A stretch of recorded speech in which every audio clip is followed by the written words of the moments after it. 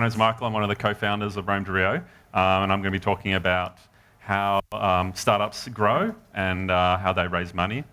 I'm going to be talking about the differences between startups, technology startups in the US versus Australia, and I'm going to be talking about cockroaches and unicorns.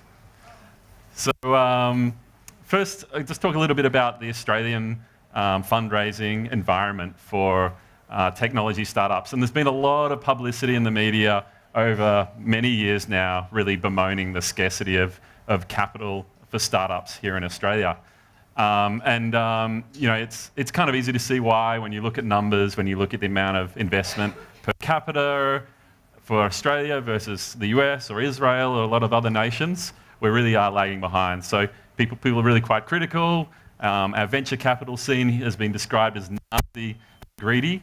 And when you look at the media that we read TechCrunch and other tech blogs announcing the kind of fundraising that's going on in the US, it's easy to see why everyone's so frustrated, because compared to that, there's a lot of amazing activity going on. So Zoom is a really great video conferencing bit of software, a sort of competitor to Skype. I use this product. I think it's fantastic. These guys raised 100 million from Sequoia just a few weeks ago. But then you see other sort of fundraising that happens for businesses that really are still gaining traction, that still aren't very profitable, raising big sums of money. And you can't help but think, if this was an Australian business trying to raise from Australian investors, you certainly wouldn't see that sort of fundraising happening. This is actually a competitor of ours, a company called GoEuro, and they've raised roughly 100 times as much as we have. And by a lot of the public metrics, we're very similar. So again, you kind of look at those sort of numbers and it's kind of really mind-boggling. So really what I'm talking about today is unicorns and cockroaches. So a unicorn is kind of like these businesses, these sort of huge fundraisings that are happening over in the US. And this model where you're raising money at a seed stage, and then maybe a Series A, a Series B, a Series C. And these businesses are getting billion-dollar valuations. So the term was coined a few years ago, this idea of this mythical unicorn, this startup that was worth $1 billion while still a sort of small private tech company. It's turned out that unicorns actually aren't that rare after all. There's now hundreds of them that have been documented, and more are being born all the time. So in contrast to the unicorn, we have the humble cockroach. This is kind of the complete opposite approach. And I'm going to be talking about the cockroach and how here in Australia, the cockroaches are much more common. And the cockroach is really this kind of startup that's humble and small, and it bootstraps. So it's pulling itself up by its own bootstraps. It's using some money from maybe the investors or family or friends, from the original founders. It's maybe earning a little bit of money and then plowing that back into the business. It becomes profitable, and it grows and grows and grows. And this is really a very different approach to building a business. And it's not necessarily not as good approach, it's just a different approach to doing it. And I think it's very much become the Australian way. This guy here in the blue is a guy named Paul Graham. He's quite famous as a Silicon Valley mentor and investor. He runs a program called Y Combinator, or he used to run. I think maybe he sort of handed that over, but he started this program called Y Combinator, which is an incubator, sort of the original incubator. And he talked about this idea of cockroaches in his essays, which have become quite famous. And the analogy for him was like, if there's a nuclear holocaust, the cockroaches is the thing that's going to survive. That they're small, they're ugly, but they're indestructible. So they haven't raised lots of money. If there's some sort of economic downturn, it's the cockroaches that are the ones that are going to continue to exist.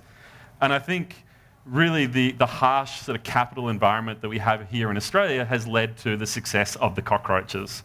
And the success stories that I'll talk about have been very much about using credit card debt, about really being really frugal with money and building a business that way. What often really happens in Australia, because there is this scarcity of capital, is you have the founders at the early stage of their business. They try to shop around to raise some capital, and the terms that they receive, if they receive any at all from local investors, aren't very friendly. They're too small for the US. From the US's point of view, they look at some business down in Australia that's already kind of a deterrent. They want to invest in things that are in their backyard.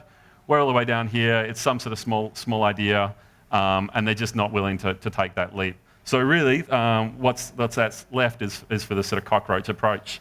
And it's really an approach that will take longer to build your business that way. The reality is that capital can really fuel a business. It can allow you to kind of push ahead of the curve, to raise a whole lot of, to hire a lot of people, and spend more money on marketing and grow your business faster.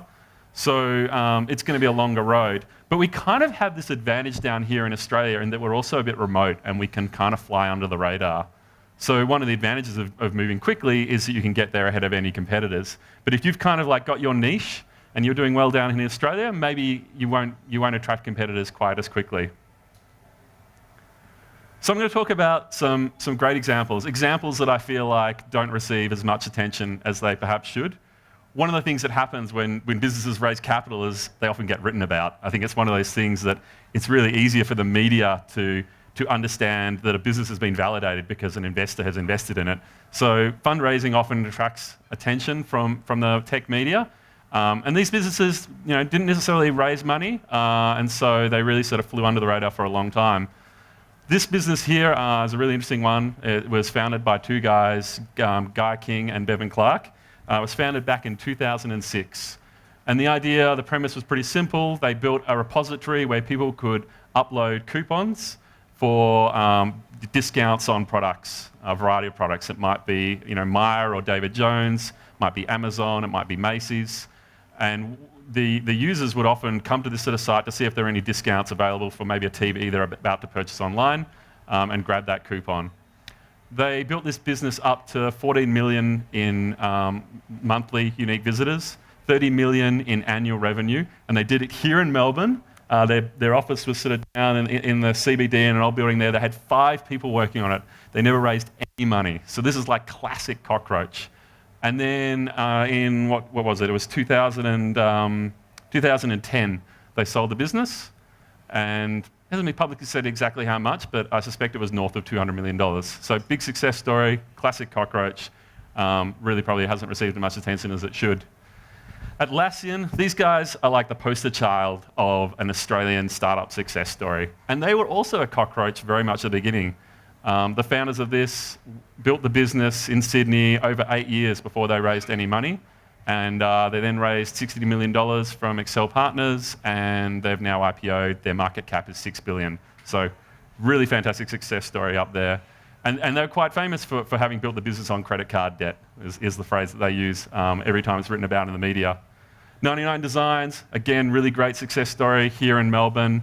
It was actually born out of another business called SitePoint that was like a community site and forum where they discovered people were using SitePoint to find designers and outsource design work. And so they decided they'd spin out 99 Designs as part of that. And 99 Designs spent about 3 years, again, really sort of bootstrapped before it raised money from investors, and they're going really strong as well. They have their office in Richmond, in a building that's opposite Richmond Station, and it's actually above Inspire 9, which is the co-working space that we're based out of, so really close to home. We also, in Inspire 9, shared an office with these guys, Culture Amp, for a few years. They've now moved into their own office. They've got 100 people here in Melbourne. Also, again, they were bootstrapped for quite a while, and they've now raised $16 million from investors. So all of these guys did do raises, but once they'd sort of reached that stage where they were big and they were profitable, and they generally raised from US investors. So I think there is good reasons why there is less capital available to Australian startups. And the reality is that it is harder and takes longer to build a business here in Australia. And there's a variety of reasons. But part of it is that there are fewer acquirers for businesses here in Australia. So the reality is that in the US, if you build a tech business, your potential acquirers are right there at your doorstep. Your market is massive, and so really a lot of the tech companies here have to go and set up shop overseas to be able to access those markets and to really sort of get the attention of potential acquirers or maybe do an IPO. In contrary, over in the US, you see this kind of activity happening quite a lot. So this was sort of, I guess, one of the most famous sort of unicorn events several years ago, where Facebook bought Instagram for $1 billion. This was the first big billion-dollar acquisition. And the These sort of big exits happen quite a lot in the US, and they're just sort of not really happening here in Australia because you don't have a Facebook based here. So I think that's part of the reason, and because it's a longer and harder road, that's why you're seeing less investment into the tech startups, because the chance of success is lower. I think there's another interesting element to the ecosystem in, say, the US versus here, and it's this concept of the acqui-hire. So an acqui-hire generally works like this. What happens is you have a small team of people, they raise some money from early stage, maybe angel investors. They start building a product, maybe they have a team of 10 or 15 people. They develop their product, they're trying to get traction, they're trying to get users, they're trying to get revenue going, but it never really happens. It never really gets off the ground. They talk to investors about their next round because they're burning capital, and they don't pull it off. And so they're really in this situation where they they either have to fold the business or look for a buyer. And there are buyers who want to buy teams like this in the US. So they'll look at a company like this and go, great, we've got a team of 10 to 15 people here. They're quite innovative. We're a sort of bigger corporate organization. They're already working together well. Recruiting developers in the US is especially hard. Let's buy this team.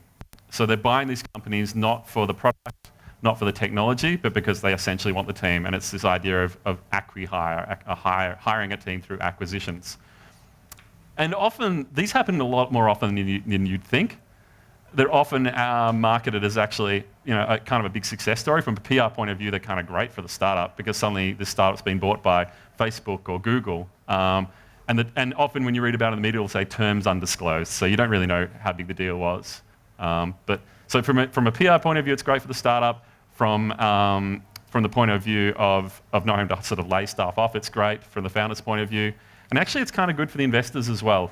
So when you have a fail as an investor in the US, maybe you'll at least get your money back through an acqui-hire, whereas that's not really the sort of scenario that you see here in Australia. So I think acqui-hires are kind of in some way a good thing because they reduce the risk for the investors. But they are quite controversial. Yahoo was really famous for doing a lot of acqui-hires a few years ago when Marissa Mayer joined Yahoo as CEO. They went on this big buying spree. They bought a whole lot of small companies. And one would argue that maybe those small companies could have gone on to be success stories. In reality, what happened is they got absorbed into Yahoo to work on their product, and they sank with Yahoo. Yahoo's a sinking ship. So, there's definitely the argument that they stifle innovation, these acqui-hires. Let's talk a little bit about VCs and the things from their point of view. So, in the US, a VC might have a portfolio that looks like this. And let's say they invest in 10 companies. They invest, let's say, all of them at a $30 million valuation, just for the sake of this example. The portfolio is going to have maybe 7 that just don't work out. Maybe they get acqui-hired. They don't really care too much about these guys. They've got these moderate successes. Again, from the VC's point of view, they don't care as much about these. These may be great successes from the founder's point of view. That's a lot of money for all of us, right? But from a VC's point of view, not really that interesting. And they kind of see them a bit as failures as well. Because what the VC is really interested in is those billion-dollar guys. And so when a VC invests in a business, it really does kind of change the dynamics and the motivations. They're going to plow a lot of money in. They're going to expect that business to try to grow very quickly. And they really want it to become the green and maybe increase the likelihood it becomes one of the red, but they don't really care about the blue. So, I want to talk a bit about what's going on here in Australia from the point of view of starting businesses.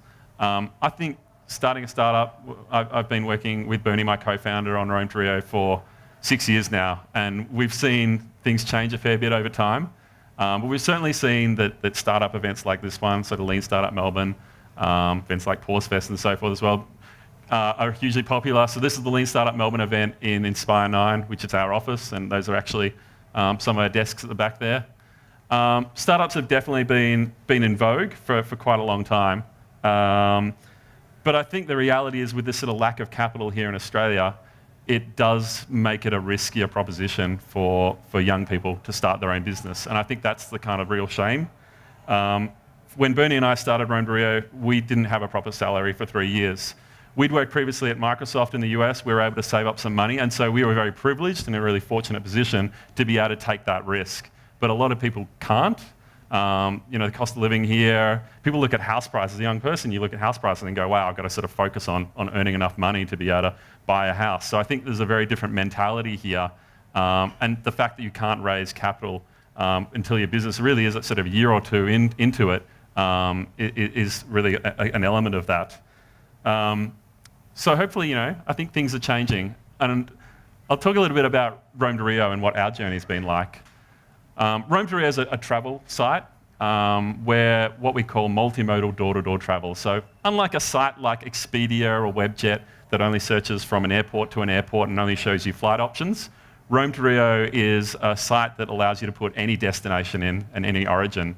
You might say, I want to go from Fed Square to an island off the coast of Italy. And what Rome2rio will give you is options to get to your destination by all modes of transport. So train, bus, ferry, taxi, Uber, all the ingredients to give you this sort of multimodal itinerary across all modes of transport. We started the business, the beginning it was just Bernie and I, 6 years ago. This is my parents' living area where we worked out of. And it was really just the two of us for quite a long time, really just the first year and a half. And then we raised some money from investors and we hired a small team of people to terrorize. And from there, we kept working and we did another round.